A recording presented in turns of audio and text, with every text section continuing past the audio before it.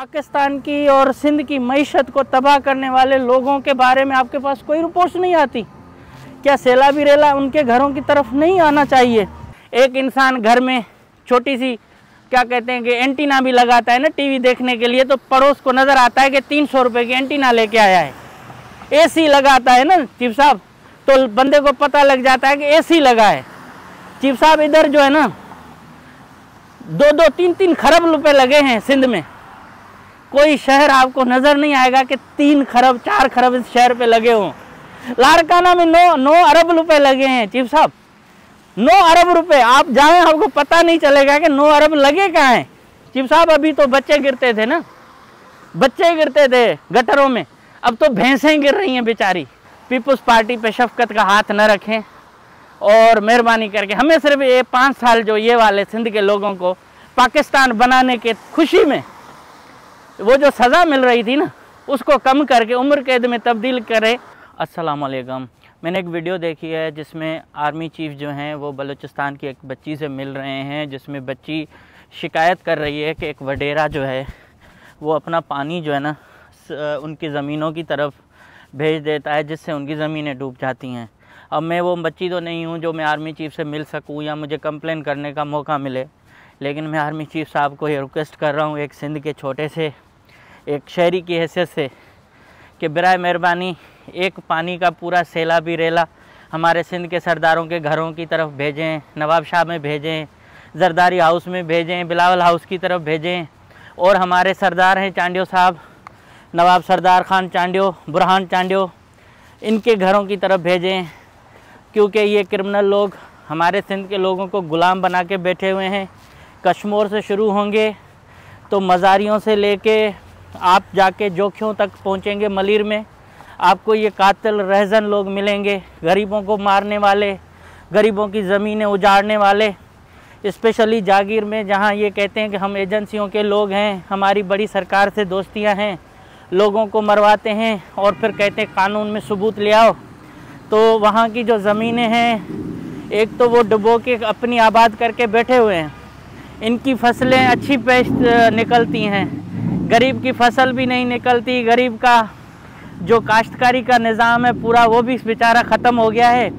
ये पुराने सदियों से बहने वाले नदियों को उनका रुख मोड़ के लोगों को सज़ाएं दे रहे हैं, ताकि वो लोग जो एक मछली पकड़ के अपना पेट गुज़र करते हैं, वो लोग भूख और अफलास में सिर्फ इसलिए रहें कि सरदार जो हैं वो नहीं चाहते कि उनकी कोई मुखालफत करे। और ये वो सरदार हैं जो न स्टेट से वफ़ादार हैं, न आपके साथ कोई वफ़ादारी है। ये वफ़ादार हैं अपने पेट से और जुल्म और बर्बरियत के साथ पाकिस्तान को चलाने से। मेरे ख़्याल में न पाकिस्तान चलेगा और न हमारे सिंध के लोगों की कोई बेहतरी होगी।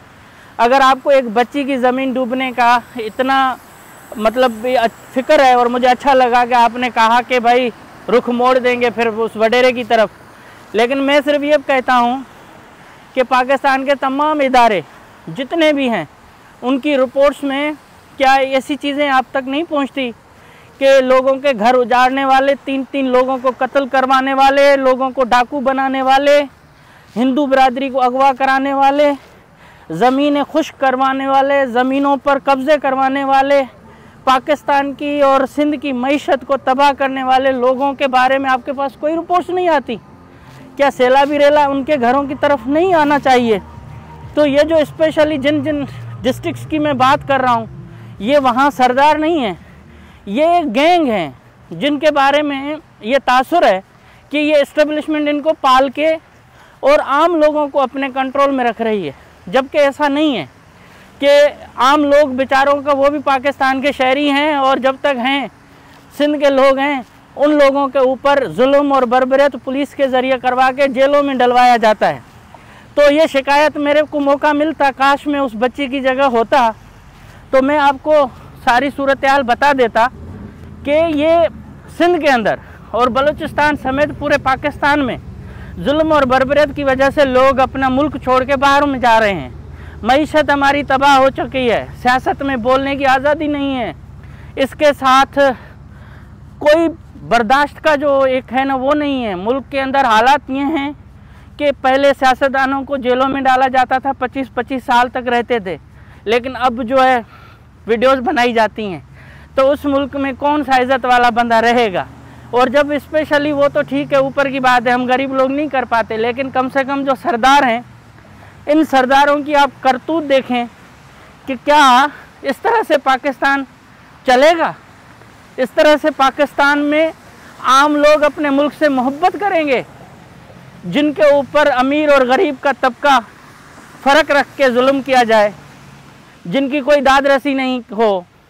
आप जाते हैं जहाँ भी प्रोटोकॉल होता है, लोगों की एक लिस्ट बनती है, कौन लोग आपसे मिल सकते हैं, कौन नहीं मिल सकते। तो अगर आप ऐसे ही निकल जाएं तो आपको कराची से लेके पाकिस्तान के किसी और कोने तक करोड़ों दास्तानें जुल्म की मिलेंगी। आप असल हुक्मरान हैं। मैं आपसे अपील करता हूं कि हमारे जो ये एरियाज़ हैं, ये जो सरदार हैं, इनसे ऊपर शफ़क़त का हाथ उठाएं, इनके जुल्म से लोगों को बचाएं। ये डाकू पैदा करते हैं, कारोकारी करवाते हैं, अगवा करवाते हैं, जराइम करवाते हैं। और अभी तो आपके होम मिनिस्टर ने ये स्टेटमेंट दिया कि कहीं भी क्राइम होगा हम सरदार को नहीं छोड़ेंगे। लेकिन कोई सरदार के ख़िलाफ़ ऑपरेशन, कोई सरदार को जेल में डालने का अभी तक कोई रवायत नहीं है।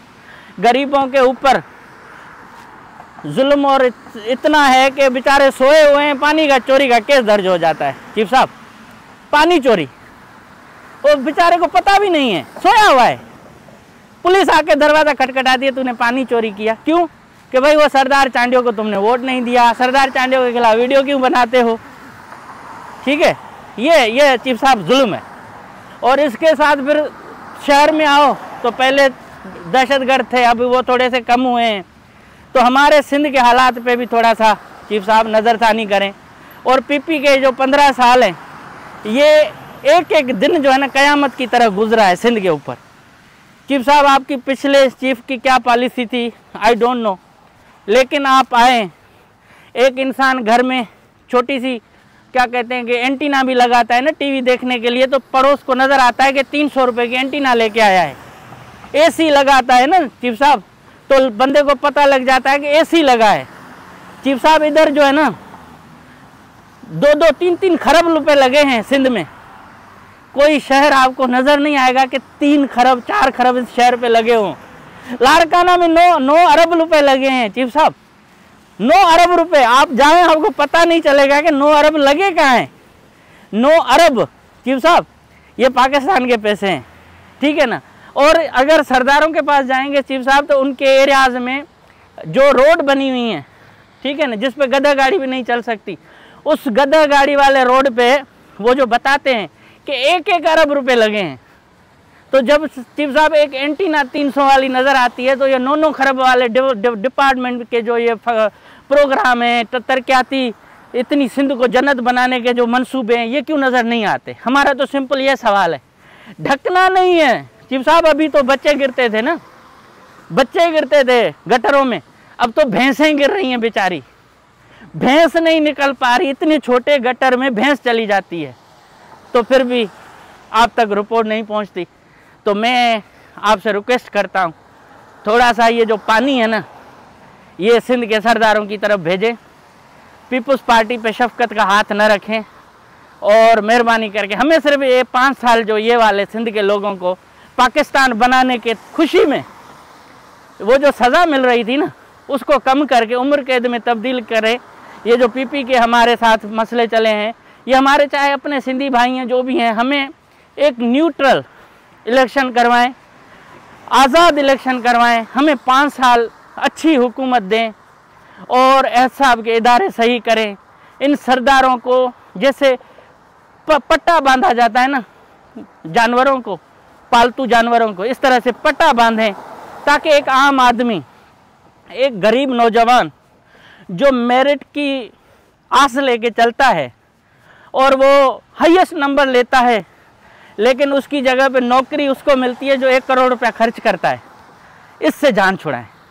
तो ये सिंध आपको ऐसी दुआएं देगा कि आसम मुनीर साहब हर गाड़ी में, हर जगह और हर जगह आपकी तस्वीर लगेगी। और मेरी एक रिक्वेस्ट है कि इस वीडियो को गलत मत समझिएगा। अगर पाकिस्तान को वाकई मजबूत बनाना चाहते हैं तो फिर आइन और कानून की बालादस्ती होनी चाहिए। हम जैसे लोगों की आवाज़ है, हम अपने सूबे के हुकूक की आवाज़ बुलंद करते रहेंगे। उसकी सज़ा हमें जो मिले हम हाजिर हैं। लेकिन हम गरीब लोग हैं, इन लोगों के जुल्म और इन लोगों के थ्रेट्स, इन लोगों की प्रॉब्लम्स की वजह से हम फ़िलहाल एक छोटी सी आबादी में रहते हैं। तो हम पे करम कीजिएगा, ऐसा नहीं कि शिकायत करने वाले से इंसाफ हो जाए और जो जिसके खिलाफ शिकायत की वो बेचारा मज़े से बैठा रहे। Thank you so much chief साहब, अल्लाह आपको खुश रखे।